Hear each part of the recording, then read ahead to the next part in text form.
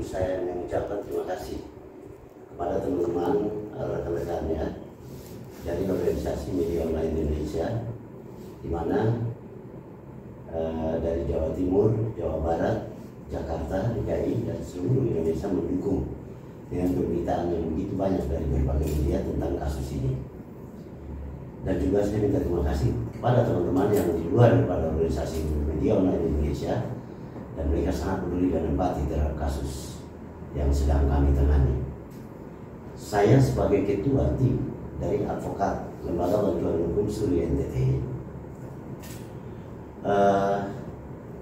kronologisnya tanggal 1 Desember saya didatangi pagi jam 9 oleh ayah kandung korban, kakak kandung korban, dan seorang keluarga, bapaknya datang menyampaikan dengan didampingi oleh seorang anggota DPR Kota Kupang, Pak Jefta Suhai, datang meminta kesediaan kami untuk mengawal, jadi mendampingi sebagai penasihat hukum dalam kasus pembunuhan ibu dan anak. Jadi yang datang adalah Pak Saul Manafe, ayah kandung korbannya, dan kakak kandungnya.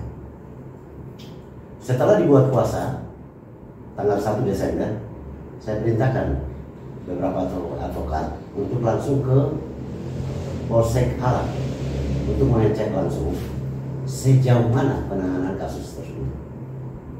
Setelah ada 4 advokat ke sana, ternyata pada saat yang sama Kanit Reskrim, Kapolsek, dan penyidiknya sedang dipanggil oleh Bapak Kapolda.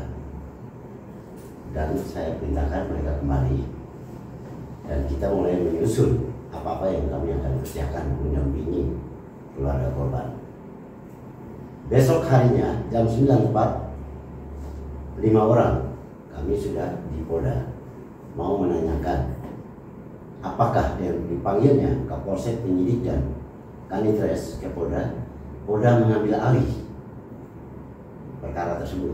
Ternyata benar, Polda ambil alih, dan kami mulai bertanya, sudah sejauh mana nih pihak Polsek mengerjakan atau meneliti atau menyelidiki perkara tersebut. Setelah kami mendapatkan jawaban bahwa masih kami mengatur dulu untuk perselesaian, kami masih dengan Bapak Kapolda sedang mendalami perkara tersebut yang ditangani Polsek. Setelah itu kami mau pulang jam 12:05, kabar baru bahwa tersangka RB menyerahkan diri pada hari itu loh. Nah, setelah itu kami pulang, kami sudah tahu bahwa RB sudah menyerahkan diri, dan kami selalu mulai berkoordinasi dengan Pak Dirun, dengan Pak Madir, dengan beberapa penyidik. Tapi itu pun kami masih sistemnya koordinasi, dan kami mendengar apa-apa yang akan dikerjakan dan sudah dikerjakan. Setelah itu kami belum memberikan masukan karena kami belum dipanggil secara resmi untuk dari kalian ini ada apa nih, karena setahu saya dari korban, tentunya kita harus sepaham, sepemikiran dengan penyidik. Akan tetapi tanggal sekian kedengaran bahwa akan melakukan prarekonstruksi. Nah, prarekonstruksi inilah saya bertanya, apakah sudah digelar? Oh sudah Pak Heri. Waduh, kok gelarnya nggak bilang ke kita waktu itu. Oh iya, kita sudah gelar, dan sekarang prarekon, silakan Pak Heri hadir. Saya dengan 7 tim di bawah saya, 7 orang, kita hadir prarekon itu dari pagi jam 9 sampai jam 3 sore beratapkan langit. Waktu itu panas terik dan haus dan lapar, kita telah bertahan. Karena bagi saya, bayar tidak bayar, klien adalah majikan kami. Dan pada saat memang betul hadir pertamanya ayah dan kakak korban, saya sudah tekankan, saya sebagai ketua tim, jangan bapak-bapak keluarkan sepeser pun, 1 rupiah pun pada kami yang bekerja. Dan kami bersepakat dengan tim saya, kita kerja all out untuk membantu korban. Setelah prarekon selesai dan kami sempat keluarkan statement di media, ada sekitar 40 media dari berbagai daerah, bahwa di dalam prarekonstruksi itu ada keganjilan-keganjilan yang kami lihat. Ada dugaannya, kita bilang ada dugaan keganjilan-keganjilan yang kami lihat. Karena memang dari adegan pertama itu kita tidak melihat awal penyidikan dari almarhum Astrid dan bayinya. Setelah itu kita mulai diskusi, komunikasi dengan pihak korban, dengan pihak keluarga korban, dan juga kami di dalam kanal diskusi, dan kami sempat bertemu beberapa kali dengan pihak penyidik. Setelah itu masuk pada rekonstruksi, dan itu kita tahu bahwa rekonstruksi itu 2 kali loh, untuk ke Bengkase TKP, dan pada saat itu hujan angin lebat. Hari pertama kan tidak jadi sampai Bengkase, tapi tim saya turun 3 mobil, itu ada 16 orang. Karena berpikir saya dibagi-bagi, karena ini kita tidak mungkin ikut. Dan paginya kita masih isi bensin rame-rame, saya minta tolong kita sama-sama saling bantu keuangan, saya dan tim, jadi kita isi mobil 3. Nah, kita bagi tim. Jadi daerah A, tim sekian orang dari daerah, dan saya ke Bengkase. Dari sini ke Bengkase. Nah, sampai Bengkase ternyata tidak terjadi rekonstruksi di sana. Dan itu saran kami harus rekonstruksinya pada saat pertama almarhum dijemput. Dan itu saya hadir, dan itu pun makanya saya keluarkan lagi statement. Dalam rekonstruksi ini ada loncatan-loncatan.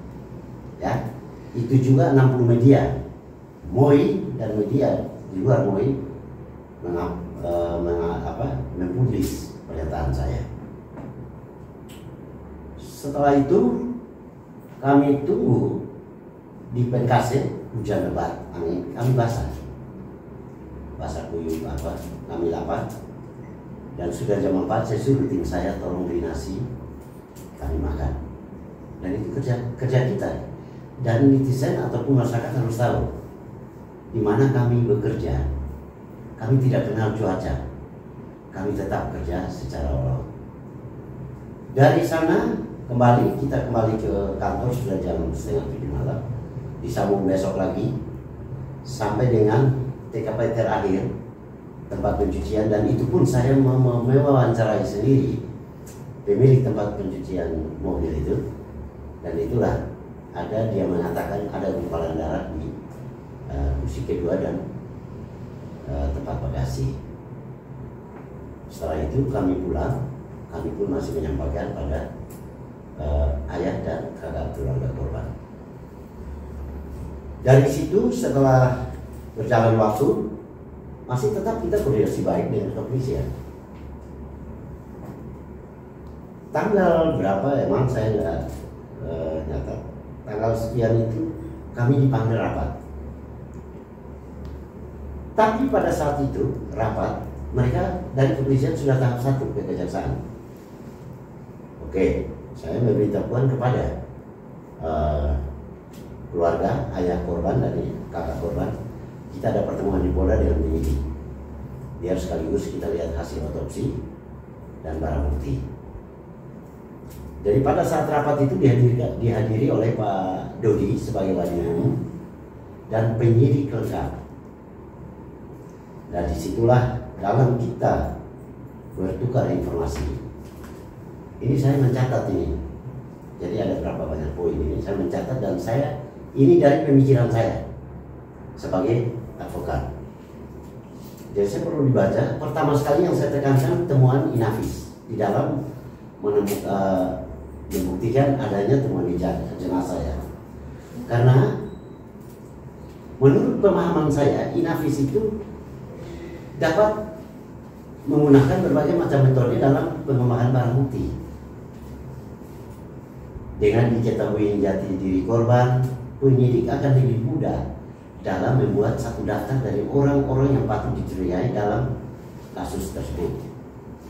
Nah, daftar tersebut akan lebih diperkecil lagi apabila diketahui saat kematian korban serta alat yang dipakai oleh tersangka atau pelaku kejahatan.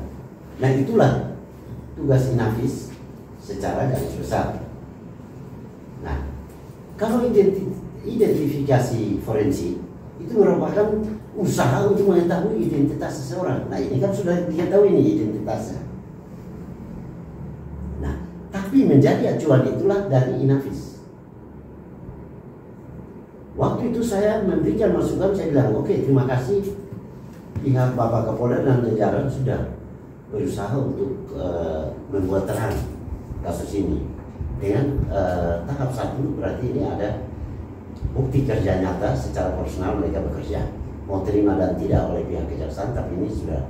Dan saya sempat katakan terima kasih sekali untuk Pak Kapolda dengan jajaran. Terus saya memberikan masukan pada saat itu di Pak Wadiru Pak Dodi dengan teman-teman penyidik bahwa untuk perselesaian dengan pengakuan tersangka, saya mohon sebagai pengacara korban, saya tanya HP setelah tahap 1 ini HP ada berapa yang sudah disita? Ternyata pihak penyidik bilang baru 2. Kenapa baru 2 sudah tahap 1? Oke, nggak apa-apa. Saya berikan masukan lagi. Saya bilang tolong HP daripada I, HP daripada IK, HP dari A, HP dari SM, HP dari B, HP dari B. Jadi ada berapa orang? 1, 2, 3, 4, 5, 6. Taruhlah yang 1 sudah itu, berarti sisa 5. Tolong disita. Nah, dari penyitaan HP itu, ketika HP itu buka, baik dari percakapan, hasil chatting, ataupun SMS, kita bisa sinergikan dengan, bersesuaikan dengan Inavis pada saat temukan jenazah. Itu saya terangkan secara detail pada saat itu Pak penyidik. Setelah HP itu dibuka, kita harus sesuaikan lagi dengan hasil otopsi. Dari hasil otopsi itu ada sidik jari juga, kita sesuaikan sidik jari. Waktu kita sesuaikan lagi dengan GPS dari kendaraan-kendaraan yang diduga dipakai. Dari GPS itu ada berhenti di mana, di situ ada bila mana terdapat CCTV, kita sita CCTV dan buka. Sehingga perselesaian semua ini, bukti petunjuk ini bisalah kita mendapatkan petunjuk bukti baru untuk bisa dipertanggungjawabkan dalam persidangan sebagai disebut bukti ilmiah. Karena dari bukti-bukti petunjuk ini kita bisa mendapatkan bukti-bukti. Tapi ya puji Tuhan memang pihak penyidik juga menerima pada saat itu kita kasih masukan, sebab itu memang sangat bermanfaat sebagai informasi tambahan bagi saya, dari kami saya bilang. Karena dari akumulasi semua informasi yang saya sampaikan ini mungkin bisa dapat membantu hal-hal yang mungkin terlupakan oleh pihak penyidik. Setelah tahap 1 naik, dari situ saya ada mendapatkan data dan informasi yang sangat bermanfaat, saya pikir. Sebab kalau data dan informasi itu saya kira penting juga, masukan-masukan. Kenapa kami ditanya masukannya apa nih? Saya sampaikan. Saya tahu bahwa ada masyarakat, bagian daripada masyarakat, yaitu Pak Samhaning dan Pak Buang Sinet, yang tergabung di dalam TPFI, membisikkan ke saya, Pak ini data dan informasi ada nih. Oh, saya perlu dukung dong. Karena ini saya pikir salah satu bantuan untuk membuat lebih terang benderang dari persoalan ini. Maka saya mengawal Pak Buang, karena Pak Sam sibuk waktu itu. Oke, Pak Buang yang pergi, saya kawal Pak Buang dengan dibantu juga ada aliansi-aliansi teman-teman pemuda, generasi muda, baik dari kampus maupun dari teman-teman pemuda lain yang tergabung dalam aliansi. Mereka ikut mengawal, menyampaikan data dan informasi kepada Kejaksaan Tinggi.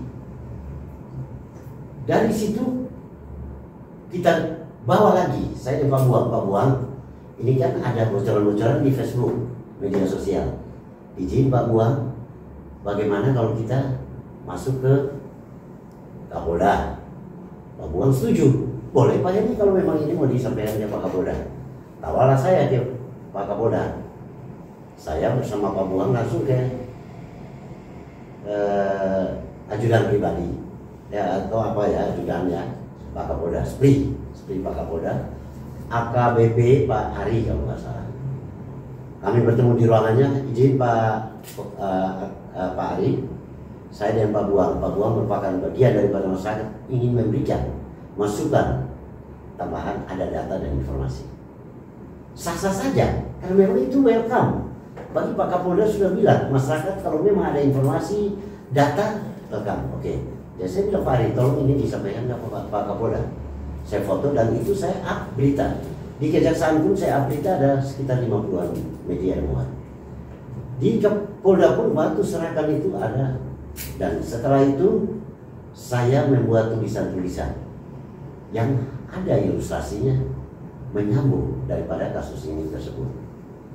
Dan itu berbagai media nasional, berbagai media muat. Setelah dalam perjalanan, itulah kinerja kita, dan kita selalu koordinasi dengan ayah korban dan kakak korban yang nama Pak Jack Manavedan.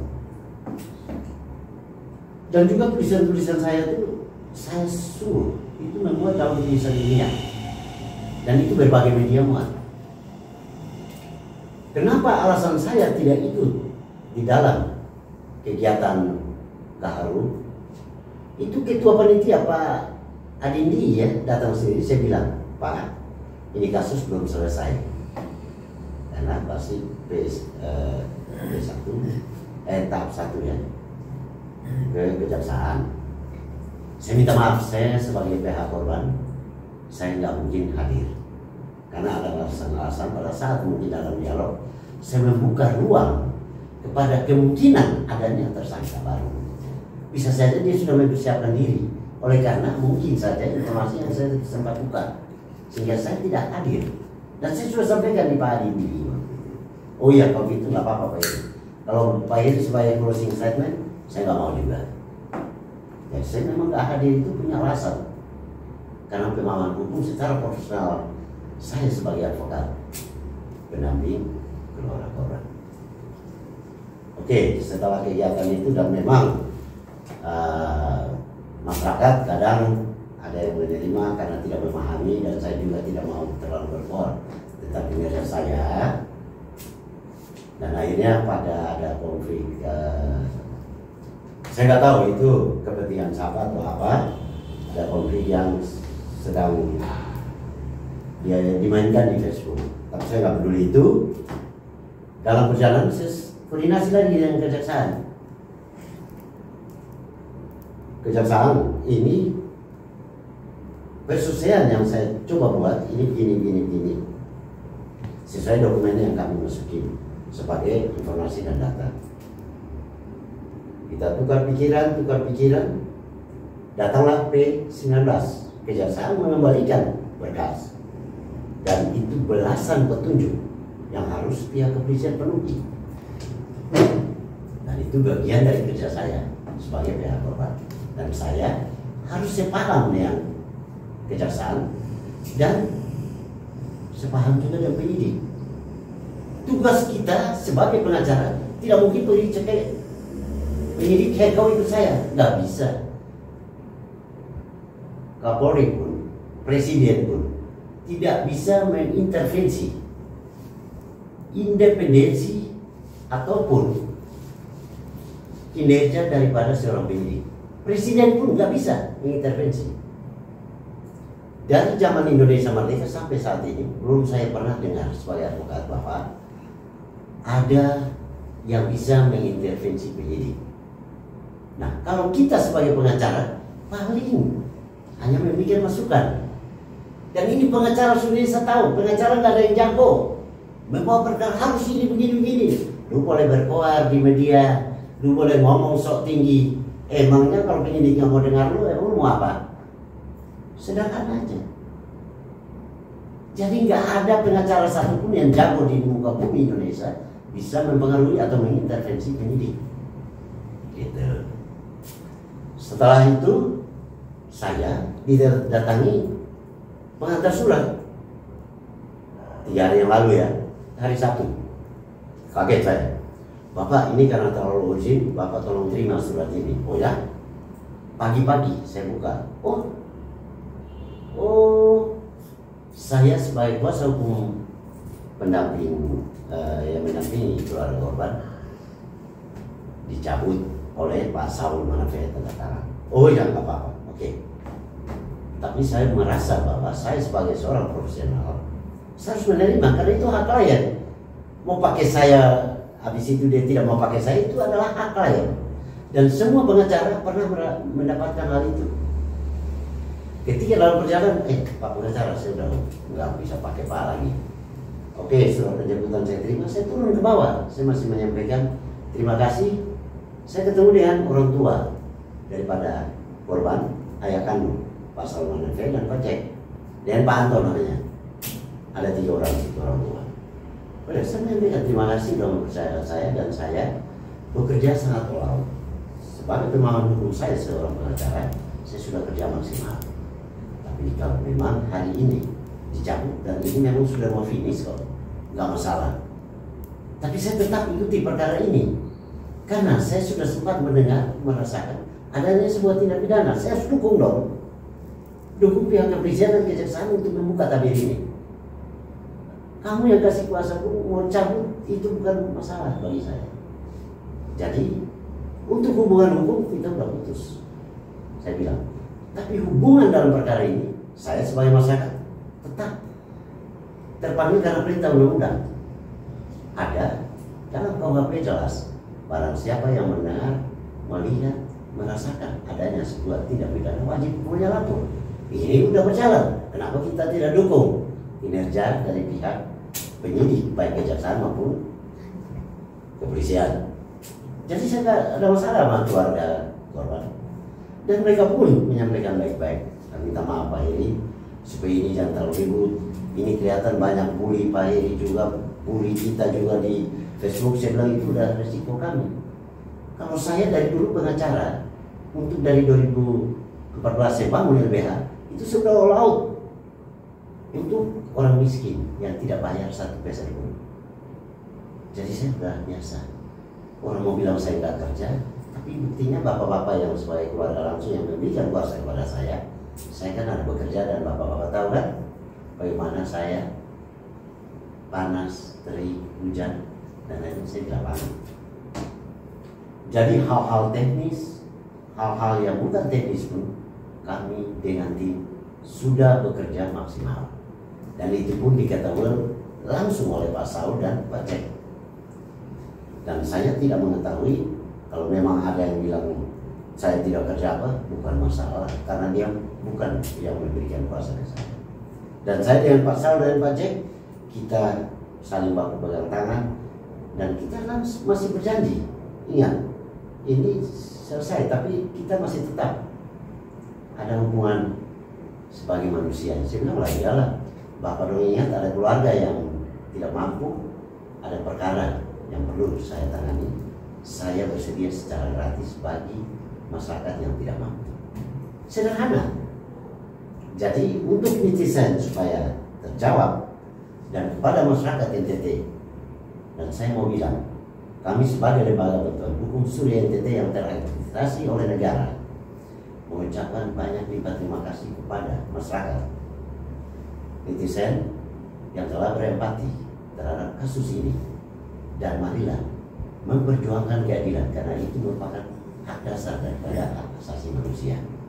Dalam sila kelima Pancasila, keadilan sosial, dan itu kita bisa jabarkan di dalam segala persoalan hidup. Sudah hadir belum negara memberikan kepada kita? Saya kira mungkin ada pertanyaan lagi. Silakan. Oh, kalau dalam isi surat itu alasan apa keluarga meminta untuk pergantian? Nah, jadi hanya mencabut dan tidak lagi memakai kami. Terus saya langsung ke rumahnya, terus kita komunikasi. Ya itu alasannya sudah pusing, biar sudah keluarga sendiri yang maju. Begitu.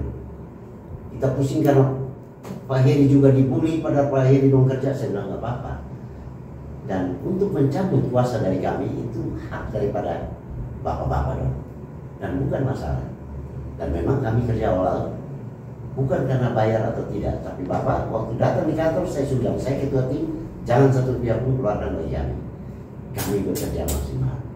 Dan bagi kami bayar ataupun tidak, klien sudah tanda tangan kuasa kepada kami, maka klien adalah majikan kami. Dan kami sebagai pelayan kami harus bekerja maksimal. Sejauh ini komunikasi sama pihak korban sudah masih, dan saya terakhir setelah saya terima surat pencabutan, saya masih komunikasi dengan Kejaksaan Tinggi. Saya minta untuk keluarga bisa audiens dengan Kejaksaan Tinggi, dan ya kita bersyukur memang untuk Kejati saat ini memang welcome sekali, terbuka. Terima kasih untuk Pak Kejati dan jajaran. Mereka siap untuk menerima audiens dengan keluarga. Dan saya kembali lagi dari Kejaksaan Tinggi, bertemu dengan Pak Saud dan Pak Jack, saya sampaikan. Saya cari mereka, saya sampaikan, Pak, ini ada welcome dari Kejaksaan Tinggi. Silakan buat surat audiens, bapak-bapak akan diterima oleh Kejaksaan Tinggi untuk mungkin apa yang menjadi temuan atau apa mungkin mau disampaikan ke Kejaksaan atau harapan apa, silakan. Jadi saya nggak ada masalah. Justru sampai dengan saat ini ada informasi apa, saya pasti akan komunikasi tetap dengan Kejaksaan Tinggi. Karena bukan saja advokat yang dipakai atau dikasih kuasa, tapi ini kewajiban kita semua masyarakat. Bila melihat atau mendengar adanya sebuah tindak kejahatan, tindak pidana, itu wajib hukumnya kita melapor. Nah, kalau ada informasi yang terkait dengan kasus ini, saya kasih tahu dong jaksa sama polisinya, ini ada informasi gini. Terserah pihak polisi atau jaksa mau dalami itu informasi, bukan urusan, tapi kita punya kewajiban. Ingat, sebagai masyarakat punya kewajiban untuk menyampaikan. Jadi saya kira saya tidak mau untuk debat-debatan di Facebook, dan mudah-mudahan pernyataan resmi saya ini bisa dipahami oleh berbagai kalangan. Terima kasih. Assalamualaikum. Ada pertanyaan? Pak Heri, saya kan baru bergabung ya Pak Heri. Ya. Mungkin Pak Heri bisa jelaskan lagi terkait dengan penyebab. Penyebab apa ya? Penyebabnya Pak Heri tidak bergabung dalam tim lagi. Oh, itu saya nggak tahu. Karena memang saya dari awal kerja all-out dan tulus dan ikhlas, ya, tanpa ada bayaran spesial pun. Saya nggak tahu sebab mereka cabut kuasa, itu bukan urusan. Yang penting saya melaksanakan tugas dan kewajiban saya sebagai penasihat hukum, menampingi mereka untuk dalam kasus ini saya bekerja. Soal mereka cabut itu urusan mereka, karena itu hak daripada klien kita. Ingat bahwa ketika kita diberikan kuasa, itu sewaktu-waktu kita harus siap untuk klien cabut kuasa daripada kita. Itu profesi advokat, udah biasa itu. Jadi untuk sebab saya nggak mau tahu itu. Sejauh ini tidak ada masalah bersama klien Anda yang enggak. Setiap saya lakukan apa, saya laporkan ke mereka. Nggak ada masalah saya sama Pak Saud sama Pak Jack. Nggak ada sama sekali masalah. Terakhir Pak Heri. Ya. Setelah ini karena tidak bergabung dalam tim lagi, apakah Pak Heri masih tetap mengawal kasus ini atau sudah sampai di sini? Begini, ini kasus sudah dekat finish. Pengacara itu udah gak ada kerjaan lagi. Naik dan tidak itu sudah tugas pokok daripada penyidik dan kejaksaan. Pengacara mau buka darah, saya masih tetap kuasa hukum apa? Gak ada kerjaan lu lagi. Lu mau kerjakan apa? Mau teriak di media juga udah percuma. Apakah harus saya pengacara harus ubah ini penyidikan? Enggak lagi. Karena saya bukan Kapolri, saya bukan Kapolda. Jadi saya sebagai pengacara, saya tetap melihat kalau memang ada informasi tambahan yang bermanfaat dalam kasus ini, saya menyampaikan ke kejaksaan, saya menyampaikan ke polisi, dan itu memang wajib. sebagai masyarakat. Jadi untuk soal pernyataan kawal-kawal dan apa itu saya kira lucu sekali. Nah. Itu nggak ada dalam kamus hukum saya untuk saya kawal ini, enggak. Kecuali saya kawal tronton atau apa itu saya kawal dalam muatan kali. Tapi untuk kasus-kasus nggak ada kata kawal. Kita mendampingi sebagai penasihat mendampingi. Itu aja. Dan dalam kasus ini saya kira saya sudah finish kerja sesuai dengan profesionalisme saya. Terima kasih. Terima kasih Pak Erick. Ya.